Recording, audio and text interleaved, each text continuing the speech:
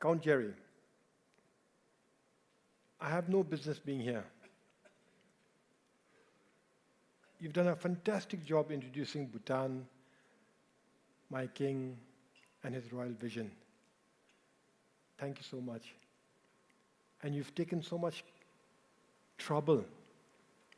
You and FBX and Kun Fred, Kun Vikon, all of you, and your foundation, Chao Phraya Abhai Raja Foundation, FBX, to get us all together. I don't know where Bhutan ends here and where Thailand begins. You've brought us together so seamlessly. This level of seamless integration can come about only with genuine love and affection. I want to thank each and every one of you who was involved in making this possible. Thank you, FBX, all your members. Thank you, Chao Phraya Abhai Raja Foundation. Thank you very much.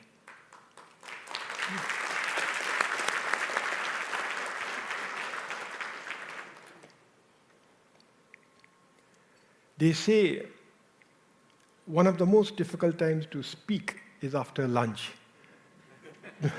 because everybody has eaten and are somewhat sleepy. I've never tried this. This is my first time. Speaking after a sumptuous dinner must be more difficult, especially one flowing with one of the 17 top 17, not 10. I stand corrected. 17 of the top 17 beers are owned by one family. And I had perhaps one glass too many. Thanks to you, sir. Dr. Chirapu, Honorable Privy Councillor, thank you for being here. And thank you and your wife for making sure that I kept drinking. And thank you, everybody, for joining.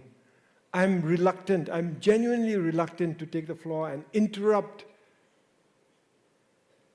the networking, the friendship building, the connection that I see happening all over the room. We are here to build bridges. We are here to dream together. And I feel that I am just interrupting you. It is my honor to be with you, to talk about Bhutan. Well, Bhutan is one of 195 countries. The UN lists 195 countries. So which is the oldest country? This is an interactive session to help me keep awake. Which is the oldest country? The Egyptian civilization was there 5,000 years ago. Chinese civilization. In the Middle East, the civilization. In the Indian subcontinent, there was civilization. But many say that San Marino, established about 300 years before Christ, is the oldest country. San Marino. And the youngest? South Sudan, established in 2011. Okay, what's the biggest country? It depends what you mean by biggest, right? By land area, somebody said Russia. 17 million square kilometers. 11 time zones in one country. By population, it was China, and now it is India. 1.4 billion people and growing. 1.4 billion people. By economy, it's America. $29 trillion. Can you imagine what you can do? You could solve all of our problems, from geopolitical problems to climate change to poverty, if you had access to that much money. These are the largest countries. The smallest country, Vatican City. Half a square kilometer. But if you don't consider Vatican City, it's Monaco. 2 square kilometers. Phenomenally rich. Like Belgium. But 2 square kilometers. New York Central Park is 3.5 square kilometers. It's almost half the size of Central Park in New York. By population, it's Tuvalu in the Pacific Ocean. A small island country, 11,000 people. And by economy also, it looks like it's Tuvalu, about 50 to 60 million US dollars. So among 195 countries, which is the best country?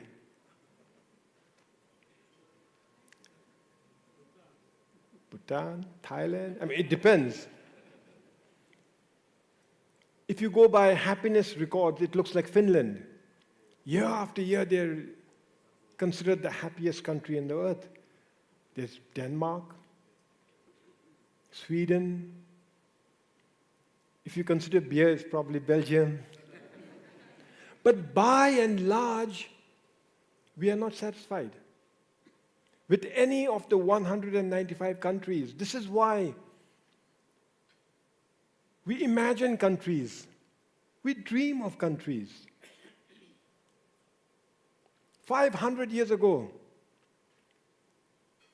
the country called Utopia was introduced to the world, and today we still use the word utopia by Thomas More. Utopia, an idealized country of peace, progress, harmony. 100 years ago, James Hilton introduced Shangri-La. And even today, we still look for Shangri-La. Again, an idealized society, living in harmony with nature, mindful, spiritual, and timeless, because people just don't go old there. But this is the work of fiction. What if you were to design a country?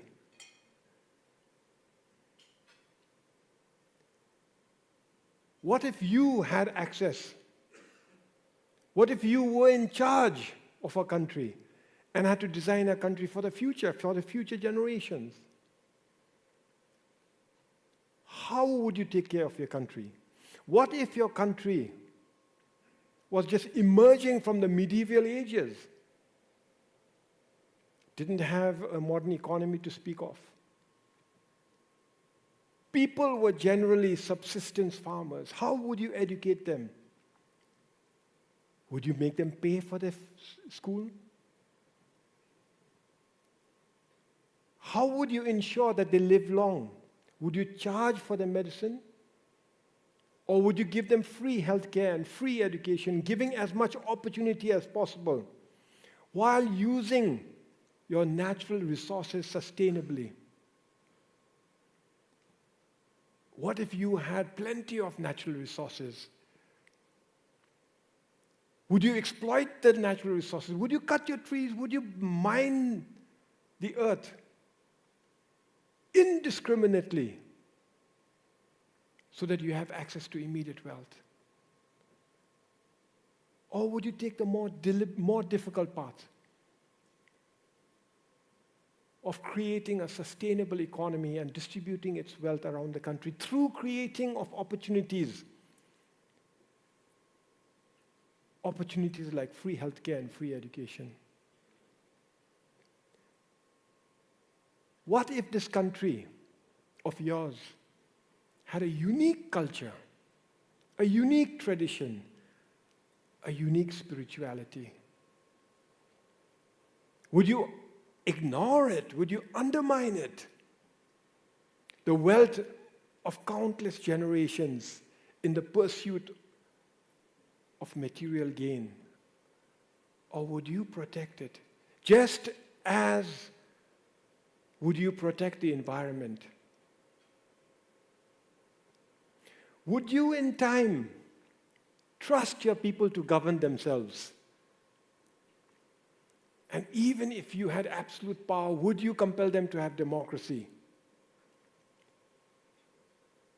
if in most of these areas you believe that you would for the people, your people and their futures, your futures, you believe in gross national happiness. Because gross national happiness is ultimately about balancing. Balancing economic growth, which is very important, but balancing that growth with sustainability, with environmental sustainability, with social equity, with social progress through free healthcare and free education, by protecting the environment, protecting our culture, and good governance. This, in summary, is the story of my country. The story of my country, the story of Bhutan, and the legacy of His Majesty our kings. Almost 50 years ago, the concept of gross national happiness was introduced to the world by a very young monarch. The journey must not have been difficult. Like Count Jerry, who was fortunate to be born in his house and not his neighbor's, many of us feel fortunate that we were born in Bhutan and not elsewhere. Because our kings have given us gross national happiness. And from a medieval society, we've come a long way. Today, we are a vibrant democracy. Today, we have a unique culture and identity. Today, we are a carbon-negative country. Today, every child goes to school in Bhutan. But we have our problems. Because of the successes of gross national happiness, we face challenges now. Challenges that we should not really have to face. Simply put, we Bhutanese, having enjoyed the best possible education system a poor country can give, and that too in the English medium, we can go anywhere in the world and get a job. And so many Bhutanese are going out, especially the young. They are going out to study, and they're going out to work. And for a country that is small, just 700,000, 750,000 of us, this is cause for concern, especially since our economy, which is already small, has not recovered from the impact of the coronavirus pandemic. And this is why I'm so happy to be here among you. Because you can help us. You can work with us in at least 3 ways. The first way is you can help by visiting Bhutan. Now, many of you have already been to Bhutan. Come back. But I know that I met many people who have not been to Bhutan. What's keeping you away? It's only 2.5 hours from here. There are flights every day. Come and visit us. This is important for us. The second way you can help us is by building on the friendship that you have made around in your tables. I'm grateful to all my friends who have traveled from Bhutan here. Most also are family businesses. Please invest together in Bhutan. This will not only help a country, it will help a movement called gross national happiness. And as for the third way you can help, I'll keep that a little later.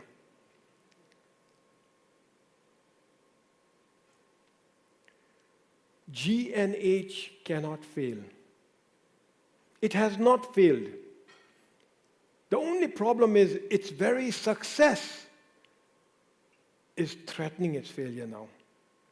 Because our children, our youth, many adults, qualified, able, can speak in international languages, are going abroad to study and work, some of whom may not come back. And so we need to ensure that we take GNH to the next level. We need to think of GNH 2.0. And so while GNH was a development philosophy for a country, GNH 2.0 could be one for a new city. Now there are 10,000 cities in the world, depending on how you define cities. The biggest city, probably New York, 11,000 square kilometers. Remember, the Central Park itself was only, just its Central Park is 3.5 square kilometers. So New York City is the biggest. The richest city, New York. $2 trillion is the economy of New York. Smallest, there are many small cities, but altogether 10,000 cities around the world. Half of humanity live in cities. Which is the happiest city? Which is the best city, sorry? Which is the best city?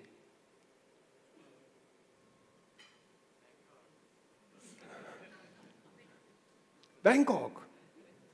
It has to be Bangkok. It's the food, the culture, the spirituality, the temples, the wine. It's all of that. But it really is Bangkok from one measure. 22 million people visited Bangkok last year. The highest number of tourists that visited last year in any city was in Bangkok. The next was Paris, 19 million. Then London, again 19 million. And then Dubai and Singapore. And Phuket and Pattaya are number 9 and 10, again at 10 million each. So you have some of the best cities measured by the number of tourists, international people who want to visit your city. By that measure, Bangkok is the world's best city, hands down. But what if you had to design your own city? Would you design it like Bangkok? Bangkok is 1,500 square kilometers. What if you had 2,600 square kilometers? How would you design your city from scratch? What if it was a blank canvas? And what if on that canvas you had an old forest out there, a national park, teeming with wildlife and biodiversity, in fact, a biodiversity hotspot for the world? How would you design your city? Would you take away from the biodiversity hotspot, or would you integrate your city mindfully into the biodiversity hotspot? But what if you had 2 biodiversity hotspots on opposite ends of your city? And what if they were connected by a biological corridor? How would you then decide to build your city?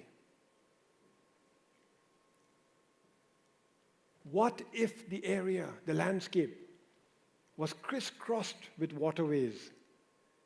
And what if one waterway was teeming with aquatic life, coming from the water emerging from the glacial Himalayas? What if the other mighty river could generate 5,000 megawatts of renewable electricity? Electricity that could power the renewable energy needs of your city. What if there were farms throughout, small farms spread throughout the landscape? How would you build your city? Would you build skyscrapers or would you build low-rises?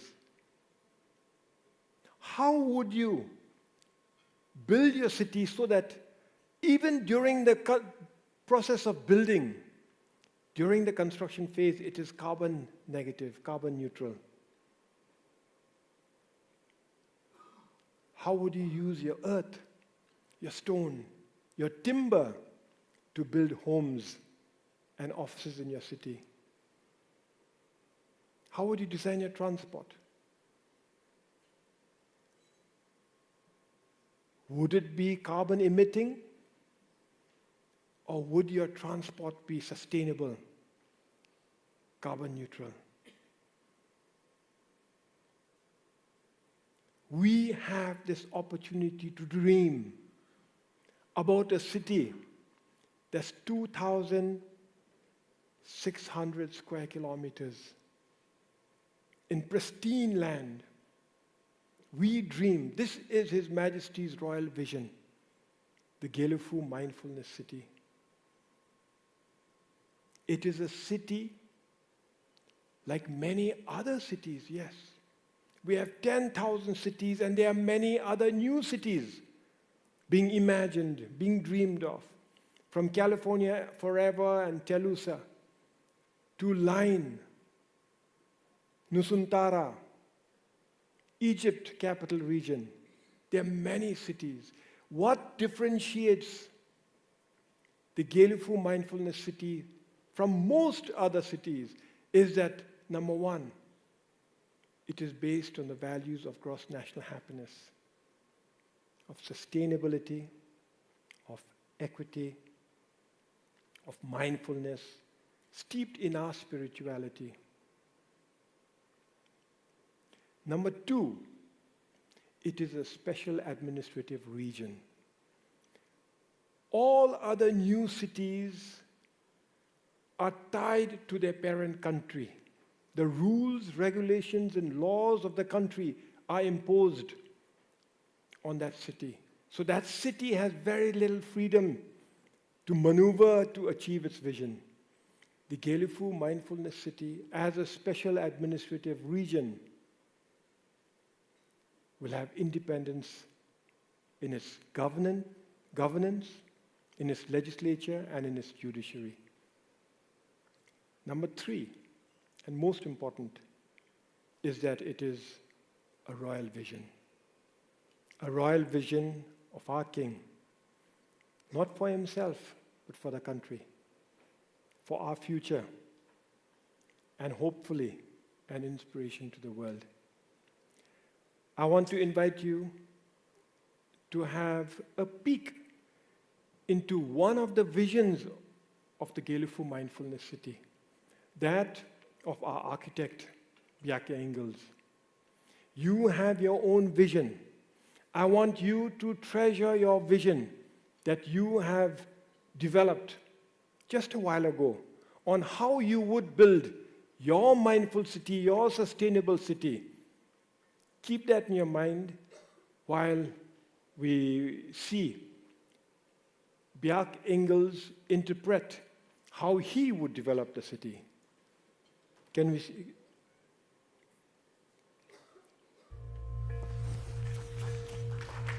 Bhutan is the Vajrayana Buddhist capital of the world, a special place where wisdom and compassion have forged a unique way of life. Fiercely proud of their traditions, Bhutanese have preserved their cultural values for centuries through a joint effort focused on sharing, teaching, and caring. Their communities thrive on collective well-being, growing a society that measures its nation's success on 9 indicators of happiness. A land of mountains, forests, and rivers, Bhutan is one of the world's last remaining biodiversity hotspots and its first carbon-negative country. After centuries of perfecting a life of harmony with others and nature, Bhutan is now ready to show the world how to create a sustainable human presence on Earth. Descending from the Himalayas to the tropical plains, an uninterrupted flow of water, plants, and animals shape the Mindfulness City. Cascading terrace fields become lively neighborhoods nested along naturally connected ecologies. Inhabitable bridges span across biodiversity corridors, connecting communities both physically and spiritually with centers for innovation, education, and recreation. The city may lead you on a journey of discovery to connect with your body, mind, and soul. A home for meditation and a place for togetherness, where knowledge can be shared, taught, and practiced with the world's spiritual leaders. The Mindfulness City will join traditional with new, finding a balance that is both respectful and creative. A constellation of public squares provides centers for cultural gatherings and festivities, while a network of social infrastructure supports the community's everyday needs. People of all ages, abilities and backgrounds will share knowledge and ideas to grow future generations into the leaders of tomorrow. Bhutanese arts will be preserved and traditional craft will expand through handmade and advanced technology to build a city where engineering is art and nature is power. The Mindfulness City will become a gateway, a bridge between local and global, past and future, nature and humanity. It will be an invitation to the world to participate in the Bhutanese mindset, to learn, to teach, and to share its values towards growing a more sustainable future.